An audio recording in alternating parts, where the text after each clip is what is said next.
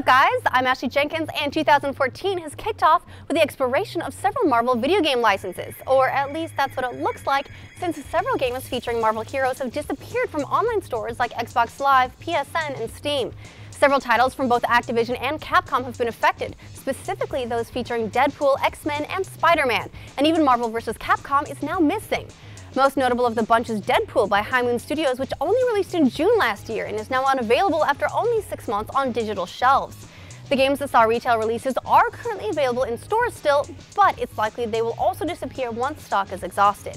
About this time last year, Activision pulled 3 other licensed titles featuring James Bond and stated they would be reducing their focus on licensed games. During a restructure in February, they stated, "We expect to release fewer games based on licensed properties, and as a result are realigning our structure to better reflect the market opportunities and our slate." Generally, licensed games, especially those tied to movie franchises, are costly to make on short timelines and fail to impress gaming audiences. And Activision isn't the only publisher turning away from them. EA stopped making full retail games for movie licenses in 2008, and even THQ killed off its planned Avengers-based title prior to its bankruptcy. Next up, Pixel Junk Eden developer Q Games has revealed the power of Steam sales. Their game, the third in the Pixel Junk series, was released in 2008 for PS3 and Steam and came up for potential inclusion in the latest Steam holiday sale via community voting. After winning the vote, the game went on sale for 90% off for just 8 hours, and in that time, the game doubled the developer's income for the year. Exact sales figures haven't been released, but Q Games designer Dylan Cuthbert confirms, "We just made our income to date again in just 8 hours. It was a huge success." Pixel Junk Eden is a platform puzzle game that challenges players to navigate levels by jumping, swinging, and attaching to plant-like structures to collect spectra.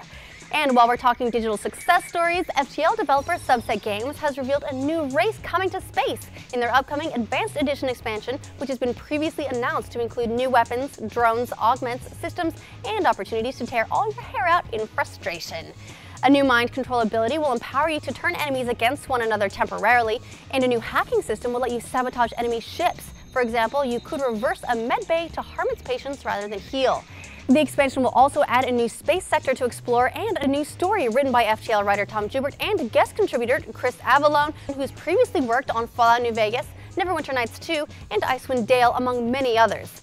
The new race the developers plan to unleash is called the Lanius, metallic scavengers that can survive in deep space without life support and float dormant until they sense large amounts of metal nearby, like your ship for example, and they can drain the oxygen from any compartment they occupy. The expansion doesn't have a release date yet, but is expected early this year and will be free to those who already have FTL. It'll be a separate release for iPad. Finally, Microsoft has revealed what has previously been theorized, that they originally considered making Xbox One a digital-only console with no disk drive. What stopped them in the end was bandwidth and game size. Microsoft's Phil Spencer explains, "There was a real discussion about whether we should have an optical disk drive in Xbox One or if we could get away with a purely diskless console, but when you start looking at bandwidth and game size, it does create issues." He also explains that a lot of the online ecosystem Microsoft has built around Xbox Live for Xbox One and a lot of what's planned for the future were born from those original ideas of a digital console. One of those plans could see a return of live events like Xbox 360's 1 vs. 100, which pitted gamers against one another in a real-time arena, though Spencer says that specific execution may not be what they're looking for this time. Nancy Tellem and I were discussing game shows on Xbox Live. 1 vs. 100 was a success for us. Probably not 1 vs. 100 exactly, he reveals.